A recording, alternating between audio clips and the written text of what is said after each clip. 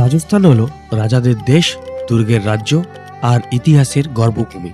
এই রাজস্থানে রয়েছে বহু কেল্লা, যা দেখতে প্রত্যেক বছর হাজার হাজার মানুষ ভিড় করেন। রাজস্থানের জয়পুরের উপর দাঁড়িয়ে আছে জয়গড় দুর্গ, আর এখানেই আছে ভারতের এক অদ্ভুত সৃষ্টি, জয়বান কামান। 1920 সালে মহারাজ সাওয়াই জয় সিং দ্বিতীয় এই বিশাল কামানটি তৈরি করেছিলেন।